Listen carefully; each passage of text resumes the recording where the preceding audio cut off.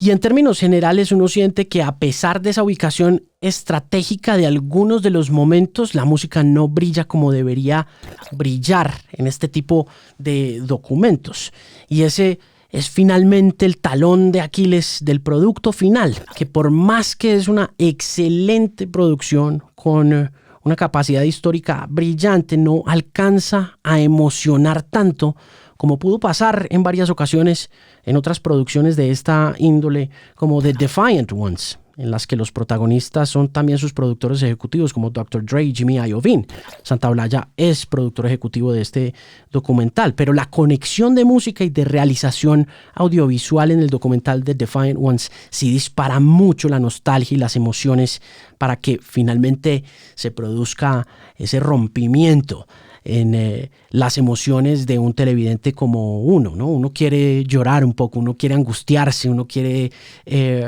reírse, y eso no sucede con la suficiente frecuencia en esta ocasión, siento yo, porque la música no es tan protagonista como finalmente lo son aquellos que están narrando el documental, que evidentemente son músicos, pero que de todas maneras frenan un poco ese espíritu de las canciones que no alcanzan a brillar tanto.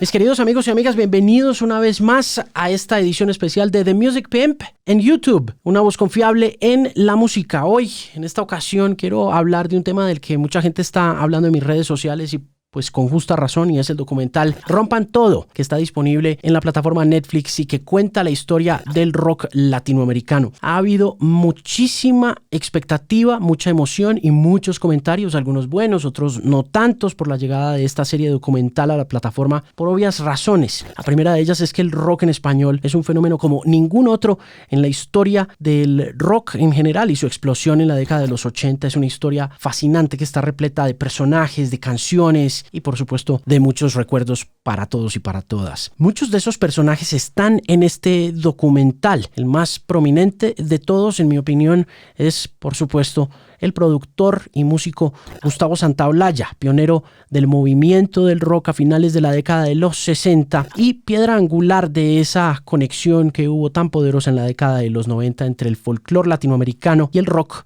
y las culturas juveniles que venían de otras partes del mundo. El documental hace una maravillosa tarea de arqueología filmográfica, desentierra archivos y videos de personas, de sucesos musicales, sociopolíticos que uno pensaría que solamente sucedieron en otras partes del mundo, como por ejemplo, para empezar, las grabaciones de los primeros toques que se filmaron en televisión y que hacían copia de formatos como The Shindig en los Estados Unidos, como la formación del Club del Clan, y va complementando con elegancia y con mucho rigor periodístico, sin duda alguna, esos incipientes inicios con testimoniales de los padres del fenómeno del rock en español. Vale mucho la pena sentarse a ver el documental por el valioso registro histórico y por la exhaustiva tarea en la producción y en las entrevistas que definen ese origen del género y que ayudan a conocer más a las glorias más importantes del movimiento antes de que fueran un movimiento como tal. Una de las cosas más interesantes que tiene esta serie de 6 capítulos de Netflix es la conexión inicial del rock and roll con Latinoamérica a través de Richie Valens y su fama prematura con La Bamba, que sienta las bases del fenómeno del rock latinoamericano como esa fusión de culturas con la que comienza la narrativa de este documental. Esa fusión va a estar presente en todas las décadas posteriores a La Bamba, en las que el rock empieza a entrar a América Latina por intermedio de esa apropiación mexicana del género rock. Es un fenómeno muy interesante porque, a diferencia del rock, que es una música negra, que se vuelve blanca en los Estados Unidos, el rock latinoamericano comienza con un hijo de mexicanos criado en Estados Unidos que adapta una canción tradicional mexicana al fenómeno del rock and roll que apenas estaba naciendo en esos momentos cuando aparece La Bamba. De manera que cuando arranca la historia del rock a través de México, la apropiación va por parte y parte. Y si bien termina ganando el modelo juvenil de la música pop gringa, que va convirtiéndose en un fenómeno comercial ya muy viable, finalmente el documental destaca ese poder que termina teniendo el folclore, el barrio latino y la idiosincrasia latina en general en todo lo que explota de forma muy contundente en la década de los 90. Lo cual nos lleva a los personajes que se mencionan en este desarrollo y uno en particular, Gustavo Santaolalla. Santaolalla es prácticamente el narrador y el protagonista implícito del documental, que cuenta con la producción ejecutiva de Afo Verde, el presidente actual de Sony Music, y con la dirección del videógrafo Piki Talarico. Ambos, Santaolalla y Talarico, fueron muy cercanos en la década de los 90 y comienzos de los 2000, porque Santaolalla produjo a muchos de los artistas que Talarico dirigió en videos musicales. Estos dos personajes sientan mucho las bases de una sensibilidad audiovisual innegable en la cultura latinoamericana y en una influencia muy profunda en ella también. Otras figuras muy importantes aparecen dentro del documental, creo que casi todas. Está Spinetta, está Calamaro, está Flavio, está Vicentico, está La Maldita, está Café Tacuba, pero es indudable que los 6 capítulos de Rompan Todo tienen como hilo conductor a Santaolalla. Lo bueno de este hilo conductor es que, primero, Santaolalla está en la historia del desarrollo del movimiento conocido como rock en español desde muy temprano en sus comienzos. La segunda es que, como dijo alguna vez Antonio L.A. Reid, un famoso disquero estadounidense, en una entrevista con Charlie Rose hace más o menos unos 15 años, "It's about being in the right place at the right time". Y yo creo que Santaolalla indiscutiblemente estuvo en esas 4 décadas reseñadas a lo largo de 6 capítulos en los momentos indicados y grabando, por supuesto, a las bandas y a los artistas que eran. De manera que es imposible desconocer la influencia y la importancia de Santaolalla en la cultura pop y rock de nuestro continente, pues su contacto inicial con La Maldita Vecindad y posteriormente con Café Tacuba lo llevó a entender que no solamente se trata de cantar en español, sino de sonar en español y de sonar bien.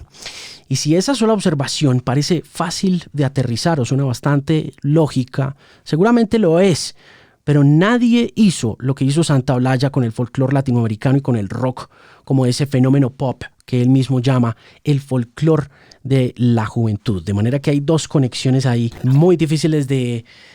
desenredar, y son el rock en español como fenómeno de pop. Así que me parece que en ese sentido ver a Santaolalla at the forefront, al frente de esta historia, no solamente está bien, sino que es muy merecido. Yo siempre he sentido a Santaolalla como una especie de Rick Rubin latinoamericano, y la cronología que desarrolla su trayectoria en Rompan Todo también le permite a uno encontrar muchos parecidos, empezando porque Rick Rubin en Estados Unidos hizo algo impensable, que fue juntar el rock con el rap, junto con Run DMC y esa gran canción que fue Walk This Way, por supuesto, con los Beastie Boys, a quienes también les produjo su primer disco License to Ill. Más adelante, por la pasión de Rubin con el thrash, su obsesión con Slayer.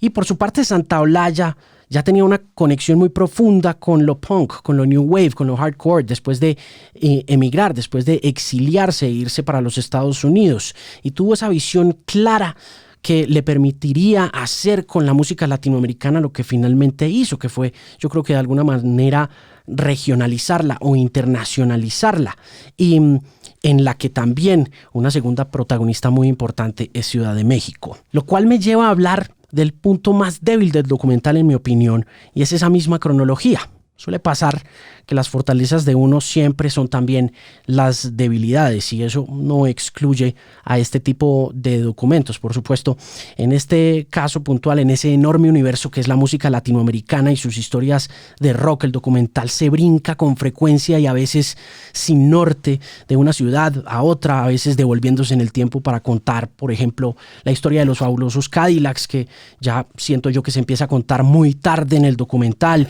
y que creo que debió empezar cuando se cuenta la historia de Sumo y de Luca Prodan. Es ahí donde siento yo que pudo explotarse más esa curiosa relación de amor y de odio que existió durante esos finales de los años 70 entre los argentinos y sus enemigos de guerra, los británicos, durante la pelea y la guerra de las Malvinas. La otra cosa que creo que se desgasta rápidamente en ese proceso de uno como espectador es el uso de las cámaras aéreas de cada ciudad para reubicar al televidente en una narrativa nueva de música cada que decide brincar de Santiago a Buenos Aires, a Ciudad de México y en ocasiones a Bogotá. Son sin duda espectaculares tomas, pero luego de cierto tiempo la magia de los drones empieza como a volverse monótona y empieza a perder un poco de esa magia a la que finalmente está sujeta la tecnología a través de los drones. Esa monotonía se conecta a la complejidad de una historia repleta de nombres. Muchos de ellos yo no conocía,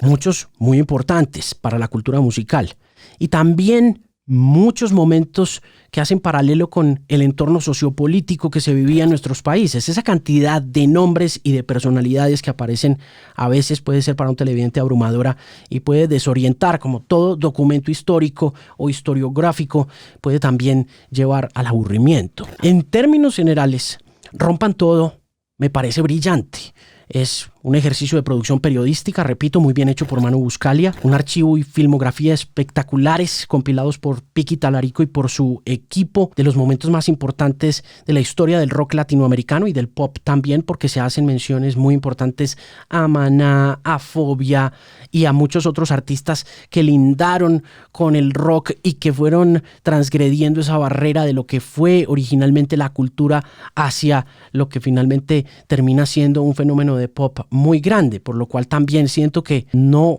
se puede desconocer la importancia que le dan a Andrea Echeverry de Los Aterciopelados como la mujer líder en el mundo del rock femenino, la que más sacó la cara, la que más estuvo al frente de un fenómeno bastante patriarcal y bastante masculino en todos los sentidos, hasta que aparece Andrea y se perfila como esa figura lideresa del rock and roll, pero sí me hizo falta algo más de lo que pasó en el pop rock colombiano, independientemente también de que Compañía Ilimitada estén allí presentes. Y en general, siento que faltaron momentos importantes para conectar esos puntos paralelos que siento yo que es lo más importante del documental, y es establecer cómo las cronologías de la humanidad a finales de la década de los 50 están tan conectadas con la juventud y con la adolescencia, y cómo este fenómeno, a pesar de haber sido liderado por sociedades muy desarrolladas como la estadounidense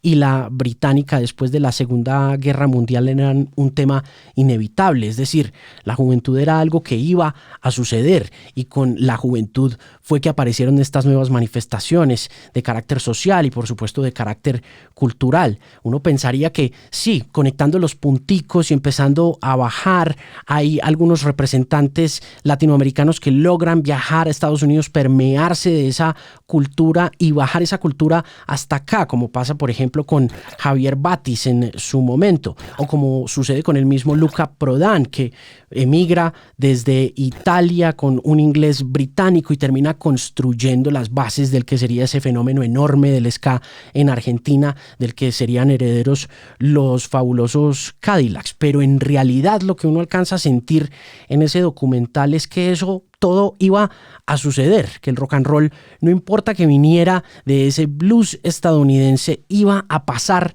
en algún momento, y que por supuesto los folclores distintos de las diferentes regiones iban a dar paso a que se produjera una revolución y una apropiación de diferentes lugares del mundo a esos folclores puntuales, como suele suceder, por ejemplo, en el caso de los primeros ejercicios que estaba haciendo el mismo Santaolalla con música andina, o con la influencia que tuvo Víctor Jara en la música chilena, independientemente de la música que se estuviera haciendo. Sin embargo, pues hay figuras como León Gieco que son muy influenciadas por el canto folclórico de protesta de la década de los 60 como Bob Dylan, y allí hay algo de apropiación, pero indiscutiblemente en todas partes de Latinoamérica iba a suceder de una forma u otra, y en ese sentido siento que nos quedamos atrás en la narrativa, porque no se habla de esos artistas famosos de los que hablan grandes comentaristas de música en Colombia, como los Flippers, como los Speakers, como todas esas figuras, como los Yetis, por ejemplo,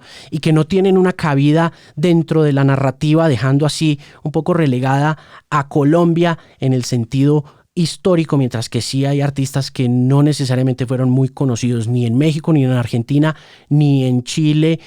globalmente hablando, pero sí en sus respectivos países, y sí tienen un merecido nombramiento dentro de esa narrativa histórica. Otra cosa que vale destacar es que la producción ejecutiva de Afo Verde de Sony Music hace una decisión estratégica al ubicar a Soda Stereo en la mitad del documental y al final del mismo, con la aparición de la carrera como solista de Gustavo Cerati, lo cual lo deja a uno pensando que de pronto hay una estrategia discográfica detrás del montaje de todo este documental, con el fin de construir un poco más de catálogo y presentar ese catálogo a nuevas audiencias que están conectadas más al streaming que a la radio, como nos pasó con MTV en particular. De todas maneras, muy recomendado. Rompan Todo. Aprendí muchísimo del comienzo del documental, muchas cosas que no sabía, cómo habían llegado a México, cómo habían llegado a Chile, cómo habían pasado